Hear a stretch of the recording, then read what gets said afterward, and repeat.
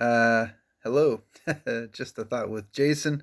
It's Mental Mondays, and because if we're going to love the Lord our God with all of our heart, soul, mind, and strength, then we need to have sharp minds, and that's just not just as we age, but also it is important to continue to say how can we sharpen our minds to do all that we need to do. Um, so today's topic is, as we look through our different uh, ways to sharpen our mind, is the beautiful thing called sleep. Now, I remember being in high school and needing like, I don't know, 10, 12 hours of sleep. Craziness. It seemed that way. I know I didn't play basketball for that reason. I said they get back way too late in the games. I need sleep. Um, you probably have struggles if you have children. Have had struggles with kids sleeping at different points in time. I know it is craziness here sometimes. Um, and if, but anyway, I'm going to share a couple of different things that maybe you know, maybe you don't know, and we'll look at some scripture at the end.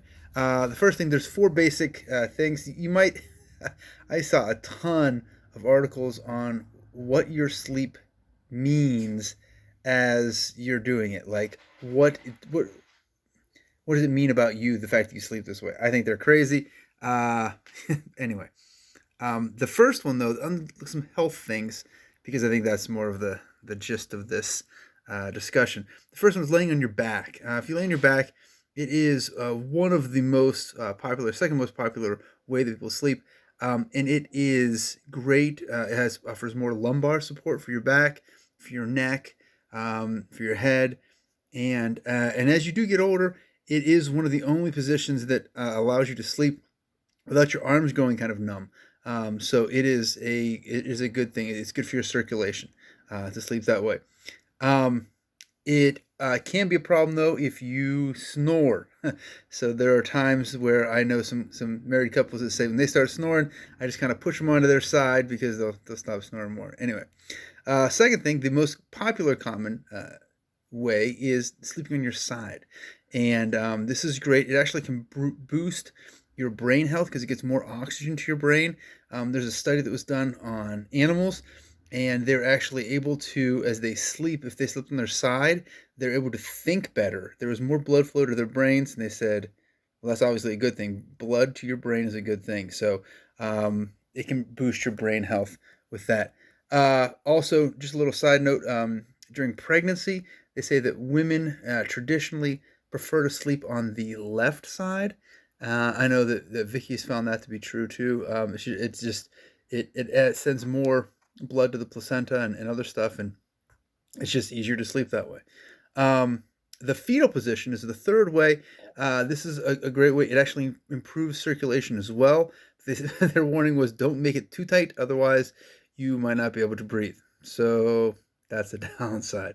The fourth way is on your stomach, and they said this can be a challenge to be careful with it. Other articles that I read talked about it not being good for your back. I know it depends on what your back problems are, because some people love sleeping on their stomachs because it helps crack their backs and just kind of keep it in a different position. Um, the other side note is that pillows play a huge part in how you sleep.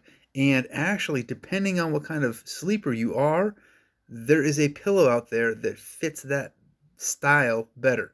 I did not know this. I mean, I know they sell a lot of different pillows, but there's actually research done that says these pillows work better for other things. Other information, you should rotate your mattress. They recommend every 6 months if it's a newer mattress, every 3 months if it's not. They said as soon as it starts to feel uncomfortable, though, try rotating it and see if that helps. So, little side note. Also, the preferred National Sleep Foundation recommends these times for people. Teenagers, 14 to 17, 8 to 10 hours, but they can go 7 to 11. 11 hours of sleep. Young adults, 18 to 25, 7 to 9, although it could be 6 to 10. And adults, as you get older, it says here you need less sleep. In fact, people 65 or older, they say 7 to 8 hours, but 5 and 6 hours could be plenty. Um, but it is important for us to make sure that we are getting the sleep that we need. Um, the scripture I want to share with you real quick is in Psalms 3 and Psalms 4.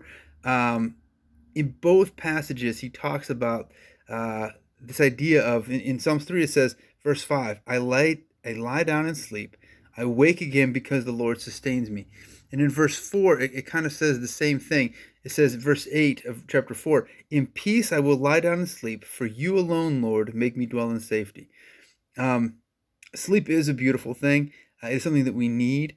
They also say that having even a 5 minute or a 15-minute nap it can be a real game changer for the day.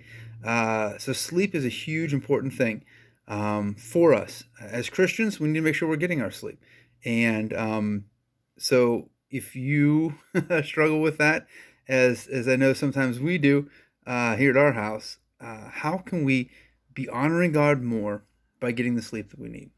It's a challenge, but it's definitely something we need to do. So, Mental Monday challenge: get more sleep. I wish there was a way to make that happen more easily, but it's a hard thing. But it can help increase the blood flow and help us do better as the day goes on. So, anyway, just a thought. Have a great day, and keep thinking, keep glorifying God with your minds. Until next time.